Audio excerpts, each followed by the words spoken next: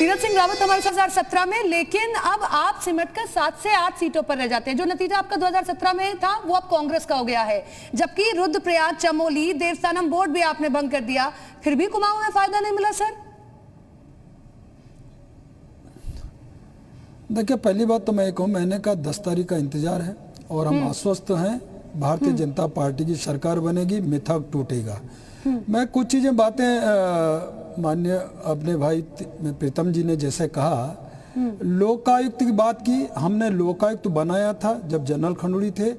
इन्हीं कांग्रेस की सरकार जब आई भारत तो इन्होंने उसको समाप्त किया। ये इनको ध्यान में दिलाना हम चाह रहा हूं मैं। और क्यों किया ये मालूम है इनको कि किस तरह भ्रष्टाचार उस समय हरीश राव जी के समय था। इन्होंने भी 2 मुख्यमंत्री बदले, ये मालूम है। और नारायण दत्त तिवारी के तख्ता पलट करने वाले थे लेकिन नहीं कर पाए, लेकिन 2 बनाए। विषय मेरा जहां तक है, इनको मालूम है जब ये एक्ट बना 164, 151, 1 साल से पहले उपचुनाव नहीं हो पाएंगे, कोविड के जो विषय आया चुनाव के द्वारा, तो 164 ऐसा एक जो एक्ट है, उस समय ये 15-20 दिन से लग गए थे कि चुनाव नहीं लड़ पाएंगे, ये जो कह रहे हैं इस समय। मैंने उसके तहत, एक्ट के तहत तो नहीं लड़ सकते थे, इसलिए इस्तीफा दिया, न कि बदला गया। ये ध्यान में आना चाहिए इनके। तीरथ सिंह रावत जी, लेकिन 2017 में जो लहर थी, मोदी लहर, वो लहर यहाँ इस बार कुछ नजर नहीं आई, क्योंकि आप ये नहीं कह सकते आपने काम तो किया है लेकिन कांटे की टक्कर दिख रही है। सर बीजेपी को तो बहुत आगे होना चाहिए था। नहीं, मेरी बात तो सुन लीजिए। जब मैं इनका जवाब दे रहा हूँ कि लोकायुक्त इन्होंने बात किया, ये बदलने बात की, सारा चीज किया। पिछली बार 11 पे कांग्रेस आ गई, क्या कारण था? जितने घोषणा का अंबार इन्होंने किया था, भ्रष्टाचार किया था, उसी के कारण जनता ने इनको दरकिनार कर दिया था। केंद्र सरकार के द्वारा, मोदी जी के द्वारा बजट अपार पूरा पहुंचाया गया, लेकिन उन्होंने समय पे उसका न प्लानिंग की, न इस प्रकार का कोई डीपीआर किया, जिसके कारण काम रुका रहा। 10 जनता 5 साल पूरी तरह देखती रही। और आज सरकार हमारी जब आई तो विकास काम तेजी से हुआ, सड़कें बनी, हर तरह से केदारनाथ हो। लेकिन तीरथ जी, ये सारी बातें तो पब्लिक डोमेन में है कि आपने जो किया वो लोगों को पता है। मेरी सर मैं आप ही की बात में अपनी एक बात जोड़ रहा हूं। मैंने कहा सुनिए, लोकायुक्त किसने हटाया? लोकायुक्त किसने हटाया? तो आप ला देते दोबारा लोकायुक्त? आपको किसने रोका था? बात करिए आप। आपको लोकायुक्त लाने से किसने रोका था? लाने वाला था, लेकिन आप हटाने वाले पहले।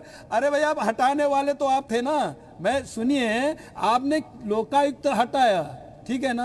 और ये आप फिर कहेंगे लोकायुक्त, आपने राजधानी का मुद्दा ठंडे बस्ते में डाला। हमने तो ग्रीष्मकालीन राजधानी बनाई, जो हमने मैनिफेस्टो में रखा। आज 95% मैनिफेस्टो में जो हमने रखा था वो हमने वादे पूरे किए। आपने रोडों का काम कब किया था? ठीक है, आपने तीरथ जी, ये सारी बातें, इस तरह जनता सारी बातें आपने कही है पब्लिक डोमेन से, मंच से कही, चुनाव प्रचार के दौरान का है। मैं आपसे एक सवाल पूछ रहा हूँ, उसके बाद प्रीतम जी मैं आपके पास आज भी मैं कहता हूँ, आज भी मैं मेरा सवाल तो सुनिए। विकास की बात करूं, मैंने विकास की बात कर रहा हूं। विकास की बात तो आप लगातार कर ही रहे हैं। आज सड़कों से विकास की बात करते करते आज एग्जिट पोल ये बता रहा है कि आप हार रहे हैं। तीरथ जी आज भी प्लीज, मेरा सवाल ये है, मैं इपेन बट नहीं कर रहा हूं। मैंने कहा ना, मैं एग्जिट पोल पे कोई प्रश्न चिन्ह नहीं कर रहा हूं। आप अच्छी बात है, 10 तारीख का इंतजार है। मैंने कहा नहीं, इंतजार सभी को, हमको भी इंतजार है। एग्जिट पोल दिखाकर खाली हम इंतजार खत्म नहीं कर रहे अपना, हमारा इंतजार और बढ़ जाता है। लेकिन हम ये जानना चाह रहे हैं कि अगर ये तस्वीर हुई तो कोई प्लान बी है आपके पास? कैसे सरकार बनाएंगे? क्योंकि कांग्रेस से कह रहे हैं कि आपने विजय वर्गीय जी को बुला लिया है, तमाम नेताओं को देहरादून में आपने बुला लिया है। नहीं, एक बात बताओ, ये तो संगठनात्मक ढांचा हमारा, कब नहीं बुलाते? अभी परिवारी भी आएंगे, सब आएंगे, फिर चुनाव जब हमारी विधानमंडल दल की बैठक हुई उसमें भी आएंगे। ये तो एक प्रक्रिया, ये संगठन है हमारा, ये संगठन है। संगठन के हिसाब से हम लोग आगे बढ़ते हैं, चलते हैं। ये हमारा ऐसा ये वो रहा है संगठन का रीति नीति। ये तो संगठन का हिस्सा है। ये कोई कह दे कि ये आए वो आए, ये सारा आए, तो ये तो एक संगठन का हमारा हिस्सा है। और भारतीय जनता पार्टी संगठनात्मक रूप से लोकतंत्र में विश्वास करते हुए आगे बढ़ती है। हम लोग उसके वो हैं, लेकिन यहाँ तो कोई भी कुछ भी नहीं है ना।